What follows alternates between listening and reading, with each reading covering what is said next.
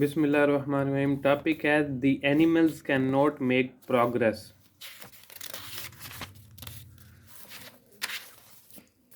اردو ترجمہ. اس مضمون کا مرکزی خیال انسان کی ترقی ہے. انسان کی ترقی کا دار و مدار اس کی غلطیاں کرنے کی صلاحیت میں موجود ہے.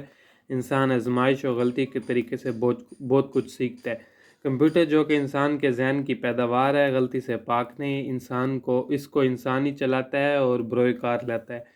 اس لیے یہ غلطیاں کرتا ہے، لیکن مشین کے طور پر یہ غلطیوں سے پاک ہے. البتہ جب کوئی شخص اسے چلاتا ہے تو یہ غلطیاں کرتا ہے. غلطی کرنے کی صلاحیت ہی دراصل انسان اور کمپیوٹر دونوں کے لیے فائدہ مند ہے. دونوں میں ترقی کرنے کے وسیع امکانات ہیں. انسان کو جب کوئی نیا کام کرنا پڑتا ہے تو اس کے سامنے اس کام کے بہت سارے انتخابات ہوتے ہیں. اگر اسے صرف کام کا ہی ایک پہلو بتایا جائے تو اس کی ترقی کا راستہ رک جائے. بہت سارے امکانات کی وجہ سے وہ نئی باتوں کا سراغ لگا سکتا ہے. وہ نئی چیزوں کو متعلق دلائل دے سکتا ہے. جانور اور مشین از خود ترقی نہیں کر سکتے. جانور کے دماغ غیر ترقی یافتہ اور چھوٹے ہوتے ہیں. ان کی اپنی سوچ ہوتی ہے اور زندگی کے متعلق بھی اپنا شعور ہوتا ہے.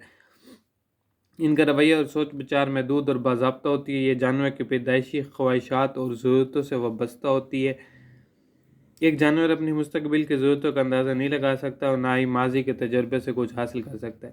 اس لیے جانور انسانوں کی طرح ترقی نہیں کر سکتے. وہ غلطیاں نہیں کر سکتے. انسان نے سوچ کی صلاحیت کی بنا پر غاروں سے موجود تہذیب تک بے پناہ ترقی کی ہے اور یہ عمل انسان کی پیدائش سے اب تک جاری ہے. انسانی ترقی کا عمل جاری ہے کیونکہ انسان غلطیاں کرتا رہے گا. مضمون کا مرکزی خیال مضمون کے آخر میں بیان کیا گیا.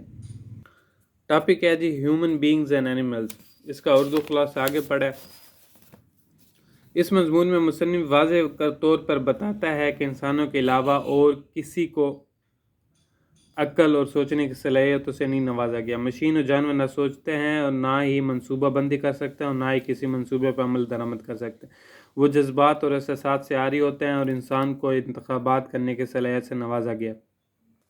جبکہ کمپیوٹر ایسا نہیں کر سکتا. انسان اپنے مستقبل کو ذہن میں لا سکتا ہے اور ماضی کے تجربے سے سیکھ سکتا ہے. اسے مختلف چیزوں میں سے انتخاب کرنے کا اختیار دیا گیا ہے. اس طریقے میں یہ بات پوشیدہ ہے کہ انسان کسی چیز کو غلط طور پر منتخب کرے لیکن وہ اپنی غلطی کو جلد ہی درست کر لیتا ہے.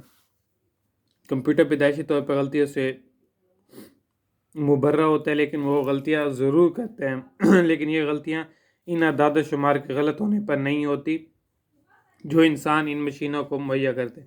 اس لیے ہم کہہ سکتے ہیں کہ کمپیوٹر انسان کی طرح فیصلہ کرنے یا کسی چیز کے انتخابات میں غلطی نہیں کرتا. کمپیوٹر ان تمام مشینوں سے زیادہ حساس اور جدید مشینیں ہیں جو انسان نے اب تک ایجاد کی ہیں لیکن وہ شعور کی دولت سے محروم ہیں.